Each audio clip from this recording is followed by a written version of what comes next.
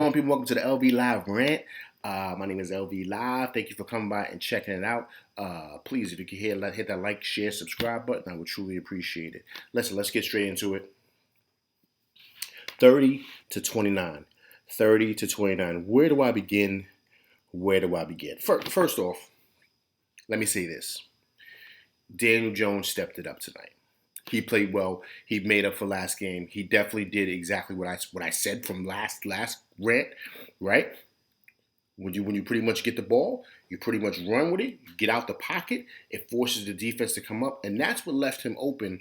Excuse me, that's what left a lot of receivers open, and pretty much the pocket was a lot better tonight because they had to pretty much watch for the run because he pretty much showed that he could run with the ball also. He almost rushed, I think, 95 yards. I think he almost rushed for 100 yards tonight.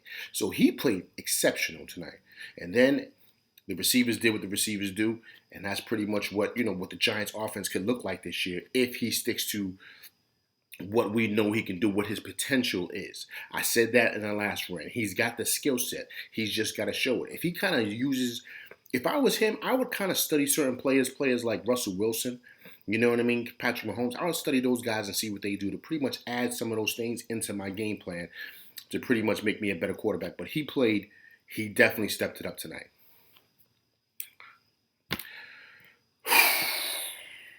The defense.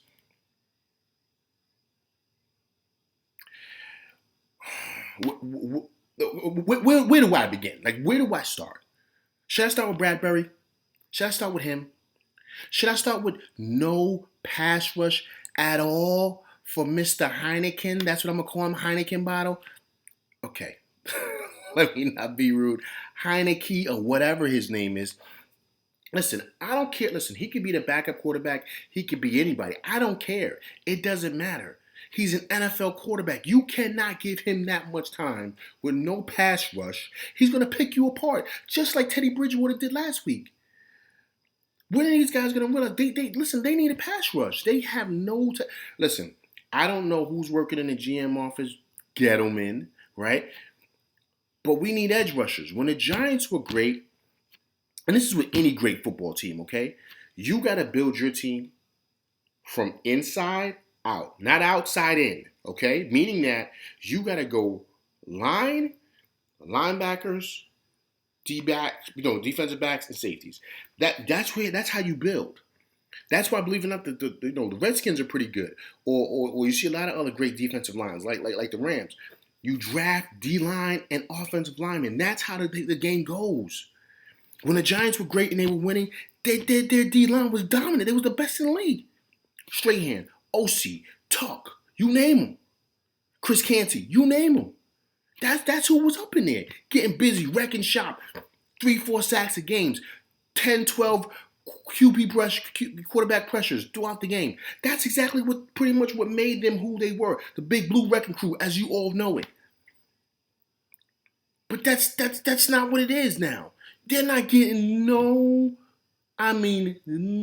type of pressure on quarterbacks. And that's why the defense, listen, if they put pressure on the quarterback, then that's when you could pretty much, make it easier for the defensive backs and the safeties and the linebackers. Because then, listen, he doesn't have any time to throw it. Kind of like what we was having issues before with Daniel Jones. And that's what's missing. That's the problem. Okay, Jabril Peppers and all those guys back there, Bradbury, they can't cover for half an hour. They can only cover for but so long, and then eventually those guys are going to get open if you're not getting any pressure on the quarterback. That's the name of the game. Okay, Bradbury had to pick. Okay, he had to pick.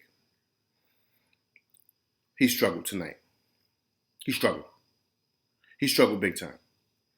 Big time. Whatever the name was, number 17, McLaurin, I think that's his name, McLaurin, he was killing him tonight. Killing him. He couldn't do nothing with him. Yes, he made the big pick at the end. We could have won us the game. I'm going to touch on that also. But prior to that, he was struggling all night. All night. He could not handle the slant. He couldn't handle the deep ball. It was like he was on skates all night. Now,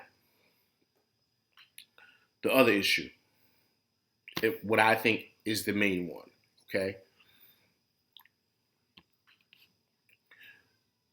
we got to really kind of look at our coaching staff. We got to make some adjustments. And that starts with Joe Judge also. The Giants just seem undisciplined, man.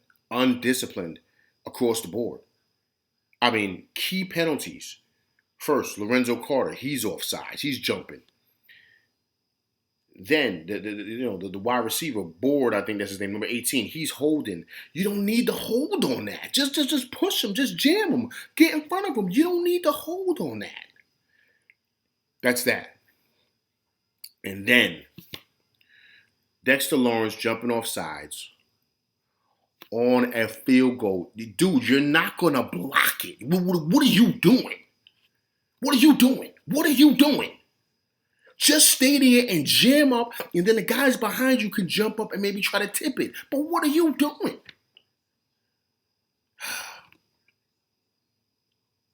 That's the ball game. That's the ball game. That's the ball game right there.